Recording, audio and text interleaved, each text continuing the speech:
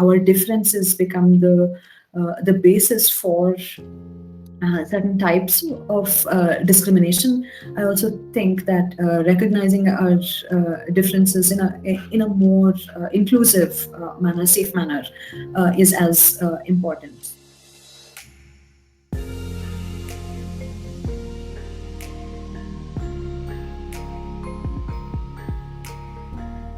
I think on our campus there is a good acknowledgement of the issue. I have seen talks being organized. I have seen students coming together on this issue. So, in terms of an initiative being taken, it's good. So we have something called Embryo here. So Embryo has been quite active in Hyderabad campus, and as a faculty member, it's really nice to see this. To tell you the truth, I have no idea. I think the environment for LGBTQ plus is not great on campus because I've actually not heard much about it. I'm not sure that the space is entirely inclusive as it exists. And while we can hope for it to be more inclusive, I think that we might also have to put in place certain ways of suggesting that we are accepting of differences, that we are inclusive, and so on. Right, so that the space that we belong in is recognized as a safe one and acts as a safe one, and I don't think that we are there yet. Just by virtue of the fact that there can be hostile situations that are also created within classroom spaces, right, and the hostility may be ensuing from any one of us, that is the faculty members or the. To be inclusive to these issues, we first have to at least acknowledge the existence of this community. I think the awareness is very low in faculty. It is a work in progress, and I think that sometimes it may be more conducive for students to recognize the space as being safe, but a little more complex for a faculty member to recognize a space as accepting of their difference.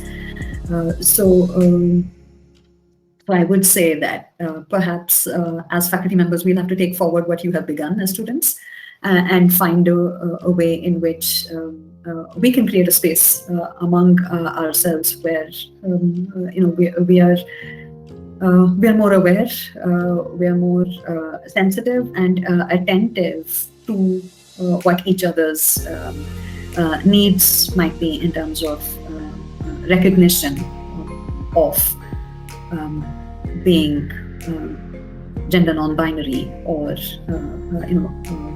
identifying as homosexual in different ways. So I think that students have begun and taken forward lots of things that maybe as faculty we still need to learn from.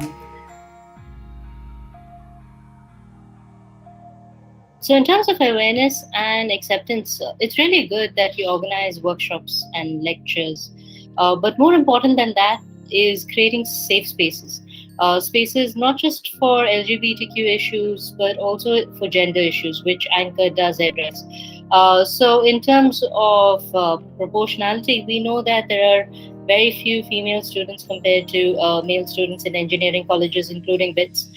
STEM, across all STEM, this is a problem. This is something that needs to be addressed, and it is being addressed in terms of the ways in which you'll organize talks and workshops, but it needs to be addressed at the student level as well, I feel. In terms of awareness and acceptance on campus and how that can be improved, I think spaces or platforms like Anchor and the Queer Consortium are already involved in making this possible. So, like I said, that a lot of people working at various levels in these campuses may not already be aware of a certain kind of politics around gender and sexuality, and having events and talks and discussions around these matters are definitely a way of making people aware. In terms of understanding pronouns, in terms of accepting those who are not mainstream, in terms of understanding that gender is very fluid, in terms of understanding what types of jokes should be conducted, what is appropriate behavior, what is eve teasing, which is a horrible word in and of itself. We need to start taking up these issues on a regular basis and having informal discussions on it. And I really feel that faculty can help students in this. So if you all need help, please do involve us. I feel that we will be able to guide maybe or provide a safe space. But more importantly, it has to come from the students, and these are discussions that need to take place among all students. I think that when we take this on, as a group of people that are very interested in making sure we all learn about our differences, it's also necessary to do this, to impart this information or to share this information in a way that is friendly, rather than reinstate some of the hierarchies that already belong to institutions where knowledge is shared. So I think that awareness can flow when there is a certain kind of friendliness and camaraderie.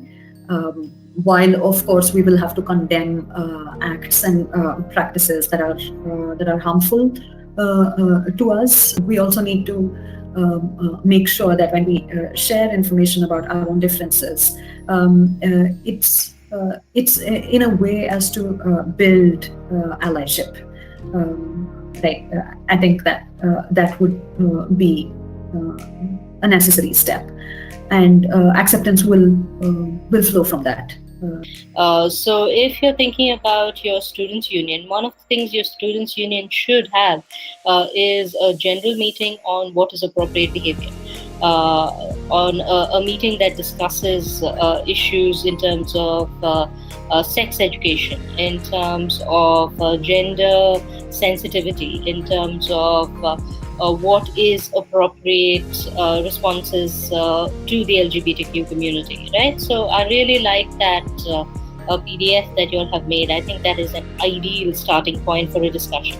So just taking that wonderful little note that you've made and having a discussion on each of those subheadings, I think that would be wonderful. And if you'll do it at a small level, right? So a place where everyone would feel comfortable speaking. I think that would really help. So that would be one suggestion that I would give. Not just lectures, not just workshops, which are very, very important. So please do continue that. But also discussions among students, maybe at the hostel level, maybe at the wing level, on a regular basis, could really help start these discussions. There actually have to be more visible events. There should be sessions for awareness and education on issues. I mean, putting posters around the campus to just show like all these issues or educating people would be a great idea. I mean, I'm a little skeptical about how inclusive people will be, because we are not even ready to talk about sex. I mean, where can we talk about sexual orientation? While this sounds very doom and gloom, I think we have to do whatever we can to change it. In terms of acceptance, I also think that a kind of understanding is more necessary than this whole idea of acceptance, where it might be that you might want to recognize each other's difference, but also understand it. Rather than work towards what we are speaking of as acceptance.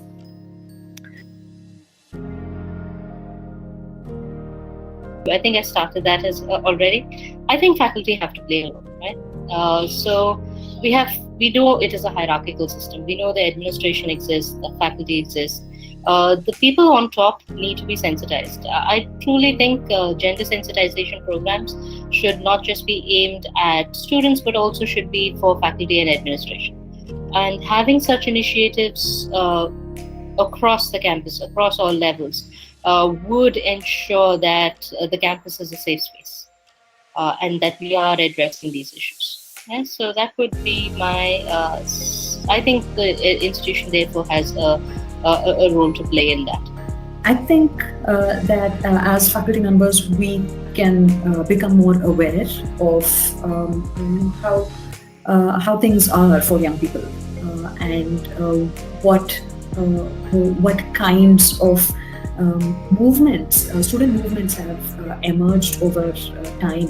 What are the concerns of students? What are the ways in which students would like safe spaces to be created? Because I think that this is not something we are going to know intuitively, but it's definitely something we can learn through dialogue with students, which sometimes I find is lacking, because the entire teacher-student relationship comes with an inbuilt hierarchy, right? It's almost intrinsic to the structures that we belong in.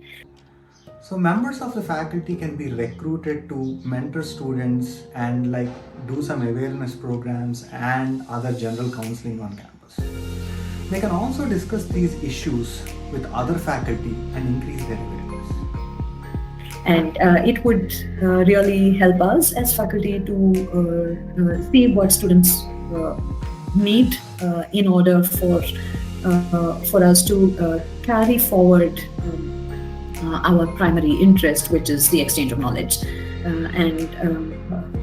I think that it's also important to recognize that what happens between teachers and students is an exchange, and not necessarily a one-sided flow of knowledge. I feel like that idea would also help us in engaging with being sensitive to student concerns, to differences that we all live with, and differences that we want to own rather than discredit.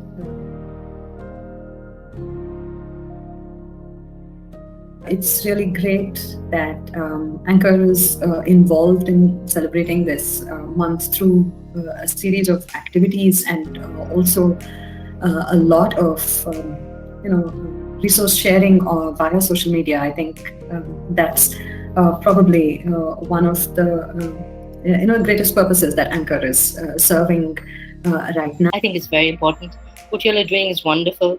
The fact that you'll have a gender and sexuality cell, the fact that y'all are thinking of fostering a safe and inclusive environment for queer students is essential, because we have to admit this is a minority, and when you have a minority, providing safe space becomes very, very important. And as I said, please also think of ways in which you can initiate discussions on these issues beyond workshops, lectures, and awareness sessions, and also have fun, right? One of the main ways in which queer students are left out is basically in social interaction. Social interactions tend to be very heteronormative, and therefore queer students tend to be isolated. Providing spaces for social interaction, for a party, for coffee, going out to a movie, these things are as important as creating awareness. So I think Anchor is playing a wonderful role. Congratulations. I am so happy you all are there. What Anchor does and stands for is very important on this campus. Especially in the current political/social climate, such progressive organizations are needed in all universities. Anchor needs to increase awareness, but not only that, they have to show other students of the community that they are there for support if they need. Please feel free to reach out, and I'm really happy you are reaching out to experts as well, because there are certain subjects wherein which you need someone who's thought about it a little more, who has experience talking to students on these issues.